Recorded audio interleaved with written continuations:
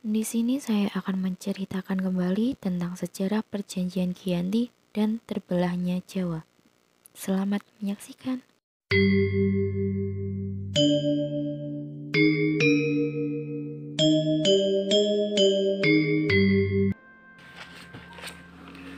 Perjanjian Giyanti merupakan suatu peristiwa besar di masa silam.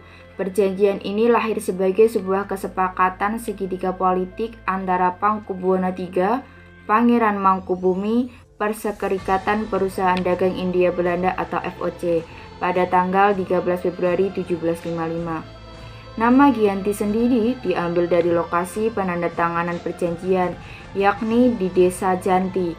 Dalam pelafalan Belanda, ia tersebut sebagai Yanti, dan sebagai tertulis, ia terbaca sebagai Giyanti. Tempat tersebut sekarang dikenal dengan Duku Kerten, Jatiharjo, Karanganyar, Jawa Tengah. Di masa silam, perjanjian Giyanti ini dibuat dalam rangka meredamkan api konflik yang telah terjadi berlarut-larut. Pasca pemindahan Keraton Kartosuro ke Surakarta, api dari peristiwa geger Pecingan ternyata belum mati tepat di sumbunya. Ketika itu Mangkubumi yang membantu Pakubuwono II dalam meredakan api konflik mendapatkan hadiah berupa sebidang tanah dari Pakubuwono II. Namun luas tanah yang diberikan rupanya menimbulkan kecemburuan salah seorang pangeran, lalu mengeluhkan ketidakadilan terkait hadiah tersebut kepada Gubernur Jenderal Baron van Imhoff. Sang Gubernur Jenderal di Batavia itu pun lantas mengeluarkan keputusan yang membuat tanah tersebut tidak jadi dimiliki oleh Mangkubumi. Hal ini mendorong Gubernur VOC untuk Jawa Utara, Nicholas Harting, mengambil sikap untuk menyelamatkan daerah operasionalnya. Secara tertutup, Harting melakukan perundingan dengan Pangeran Mangkubumi. Setelah berkali-kali melakukan perundingan, Harting bersepakat dengan keinginan Pangeran Mangkubumi yang juga hendak menjadi penguasa di tanah Jawa. Pada 23 September 1754, nota kesepahaman antara VOC dan Mangkubumi terlaksana, dan nota tersebut disampaikan kepada Pakubuwono III, sang pengganti Pakubuwono II. Nota tersebut menyatakan bahwa Pangeran Mangkubumi mendapatkan wilayahnya. Pada 4 November 1754, Pakubuwono III menyatakan persetujuannya terhadap hasil perundingan Gubernur Jawa Utara dengan Mangkubumi tersebut. Surat pernyataan itu disampaikan oleh Pakubuwono III kepada Gubernur Jenderal VOC Jacob Moselt. Kesepakatan ini mendorong terjadinya sebuah perjanjian besar yang ditandatangani di Desa Giyanti, beberapa kilometer di sebelah timur Surakarta.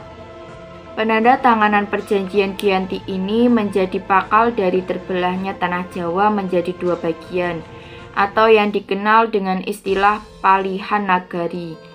Hal ini menjadi awal mula naik tahtanya Mangkubumi di Yogyakarta sebagai Sri Sultan Hamengkubuwono I dengan gelar Senopati ing Ngaloga Sayyidin Panatagomo Khalifatullah.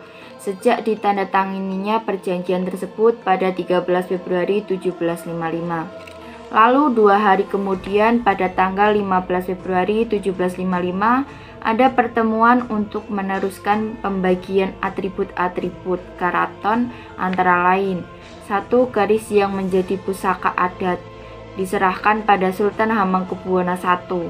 2. Bahasa Yogyakarta meneruskan adanya dialog bahasa Bagongan. Lalu tari. Akan tetapi keterbelahan masyarakat Jawa tersebut tidak terjadi seketika pasca perjanjian Giyanti.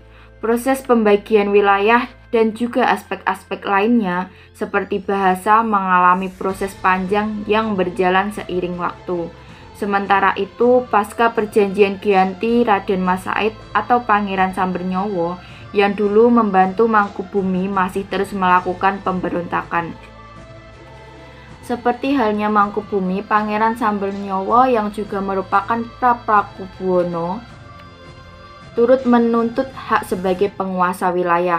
Dalam gerakannya pada Oktober 1755, Pangeran Sambernyowo berhasil mengalahkan satu kelompok pasukan Kemudian pada Februari 1756 ia juga hampir membakar keraton yang baru didirikan di Yogyakarta.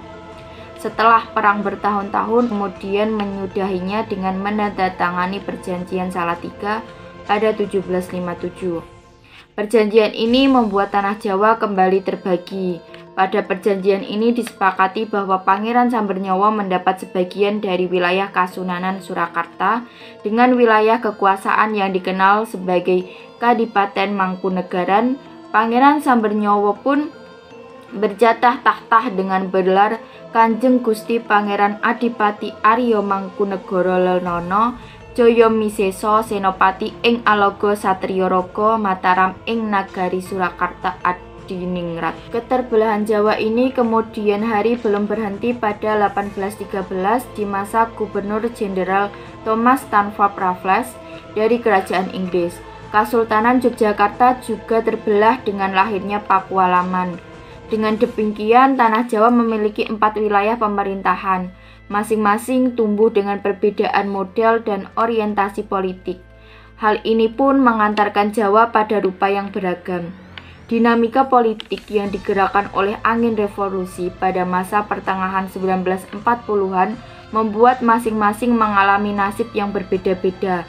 Hal ini berujung pada perbedaan status hingga tarif. Di masa Republik Indonesia, Kasunan Surakarta dan Kadipaten Mangkunegaran menjadi status cagar budaya, sementara wilayah Yogyakarta yang di dalamnya juga terdapat Pakualaman menjadi daerah istimewa.